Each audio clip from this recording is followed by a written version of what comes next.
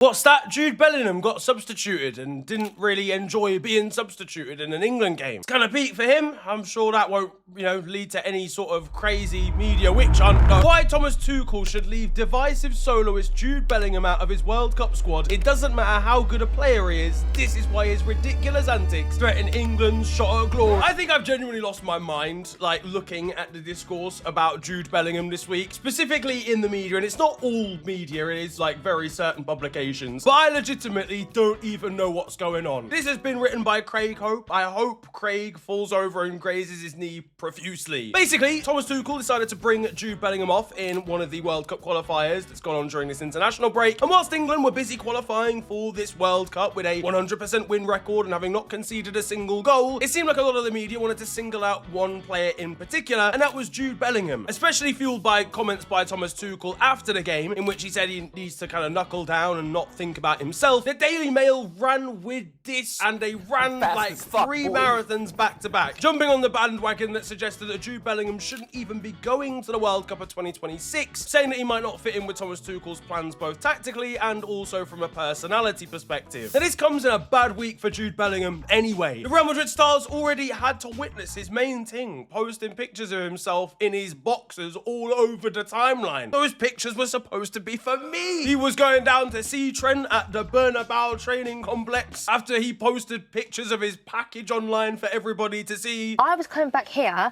to tell you that I loved you. But overall, this incident was kind of a little bit confusing because we didn't even really see it on television. When he was being substituted, he didn't look happy to be substituted, but when does a footballer ever look happy to be coming off the field to play? All footballers want to play football, so it kind of made sense. He didn't look too pleased. He had a little handshake with Thomas Tuchel, and then he just kind of trudged off to the bench. But insiders, journalists inside the ground suggested that he went crazy, completely disrespecting Thomas Tuchel and undermining his management. We are simply just taking a journalist's word on this, by the way, because there isn't evidence that this happened. We're just taking the word of some Daily Mail journalist whose only response is, well, you had to be there, mate. Oh, why I ought to... That flipping little... Are you seeing this, Jeremy? He's barely even shaken Tommy's hand. Jude Bellingham is a fucking disgusting little... Sir, that was Jarell Kwanzaa who came off. And the article, the headline that I read out earlier was by far not the only headline or the only article written about Jude coming from the Daily Mail. I mean, their back page the day after was saying that he should be left at home. He shouldn't be going to the World Cup at all. Again, because of these antics that we seem to apparently get on a regular basis. Mark Bellingham, I'm sure, was having to get escorted out of the Daily Mail offices. And look, I don't mean to be that guy to jump straight into this, but the Daily Mail have got a pretty strong track record here. This after targeting the careers of NHS worker and low-income child saviour Marcus Rashford, as well as Raheem Sterling at previous tournaments like Euro 2016. I always come back to their coverage of Phil Foden and Tosin, the current Chelsea centre-back, when they were both youngsters at Manchester City. Phil Foden bought a house for his mum and rightfully was lauded for it. That's sick. I think he was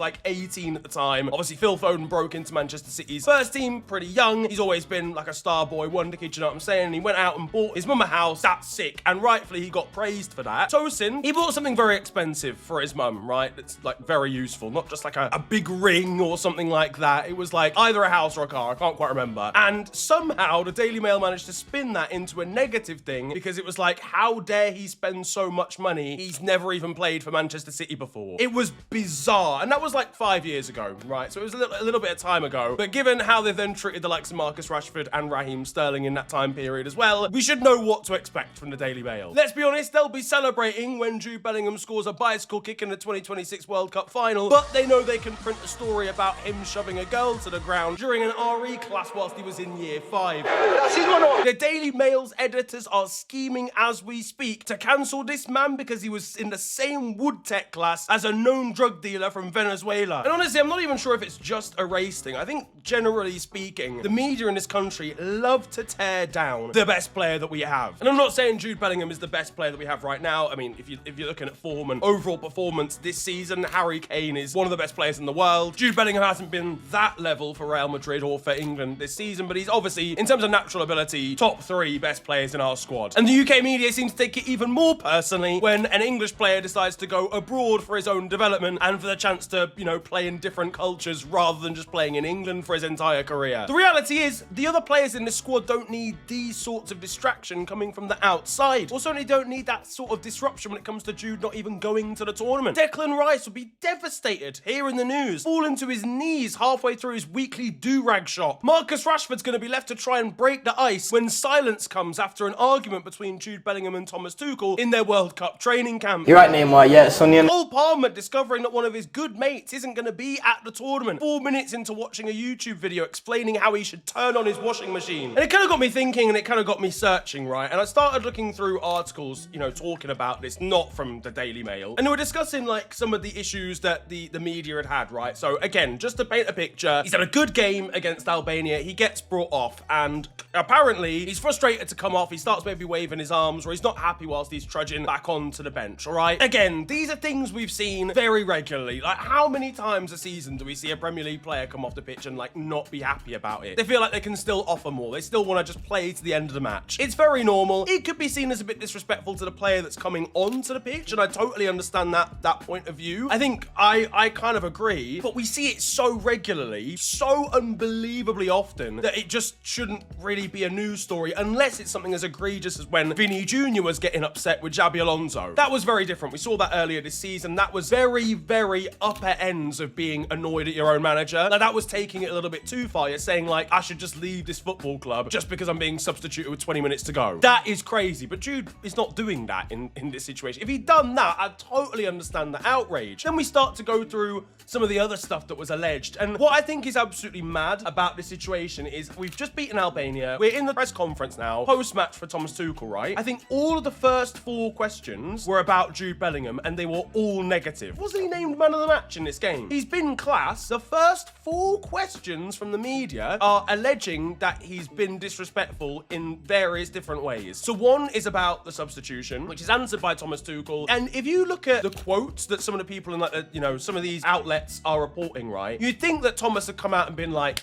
yeah, this geezer's not going to the World Cup if he carries on like this. You know, he's being disrespectful to me. He's being disrespectful to his teammates, yada, yada, yada. Bro's laughing and joking during his press conference, you know. He's sat there being like, well, you know, my decision on a substitution's not going to change if my guy's waving his hands around. He's like smiling the whole time. This is not a big deal to Thomas Tuchel in this, certainly in this situation from the post-match press conference. That's a decision and he has to accept the decision. There are players, his friend is waiting on the sideline, so need to accept it, respect it, and keep on going. If he's gone on record and talked about it after them, fair enough, but the press conference itself, he is chilling. He does not really give a fuck about what's going on. Another thing that was alleged was that he didn't celebrate with Harry Kane, that he's being selfish, that he doesn't care when his teammates are prospering. Later on the same evening, Harry Kane posted a picture on Instagram of them both celebrating Harry Kane's goal. We're getting to a point where we're starting to see interviewers just outright lying about things that Jude Bellingham is supposedly doing. And again, I just don't really understand the need. Like, we've just qualified for the World Cup without conceding a single goal. Can we please focus on the positives? Why do the media in this country hate confident players? I know 40% of the English population would happily stand in a queue for the rest of their lives. But if we want to actually win a World Cup, we've got to have players with a bit of bite, players with a bit of edge, players with a bit of arrogance. The best players in world football are all arrogant, bro. They all know that they're sick. Kylian Mbappe does not go home to his wife and go, I'm all right in it, but Ousmane Dembele is probably better. Nah, G. He thinks he's the best player in the world. Cristiano Ronaldo, you don't have to like the guy. He's one of the greatest footballers and one of the greatest athletes the world has ever seen. And a decent part of that is because of his mindset and that he knows he's incredible. Now, Jude Bellingham doesn't need to be quite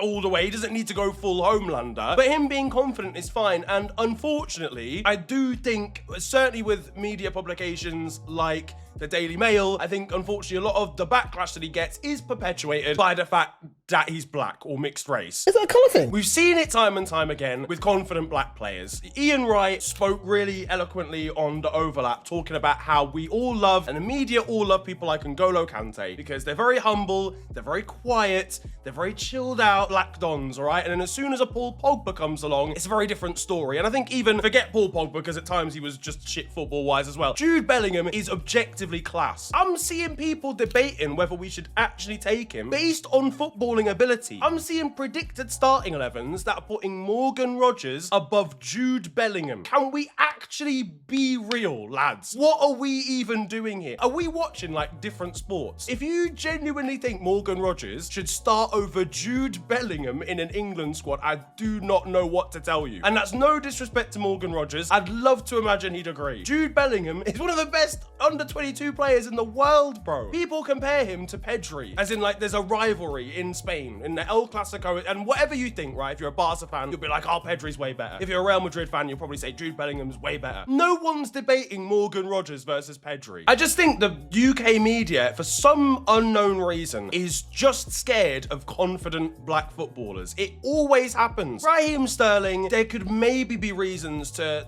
throw him under the bus a little bit in the media and things that he's done, right? But overall, he was a great footballer. I say was because he's not that guy anymore, right? But in his prime, Raheem Sterling, actually very underrated footballer. Marcus Rashford is a nice guy. This guy went round championing, trying to get underprivileged kids free school meals. And we're saying that he's cocky at Manchester United. What? Like, for what reason? There are so many players that I feel like get a buy in comparison in media coverage, like Phil Foden, who are not performing to the degree that they should be footballing wise, and still don't get anywhere near as much negative media coverage as the likes of a Jude Bellingham or a Marcus Rashford. Now, of course, it would be unreasonable of me to ignore the fact that Jude Bellingham has been involved in some controversies, has been involved in some hot-headed moments. I mean, again, I'm gonna be honest with you, right? If we look at controversial footballers in the history of this sport, Jude Bellingham is like bottom 15%. There's a good article by Goal that kind of really goes through all of it, right? We've got one here, Stamford Bridge Strop. He basically just got annoyed at a referee in a post-match press conference. Calm.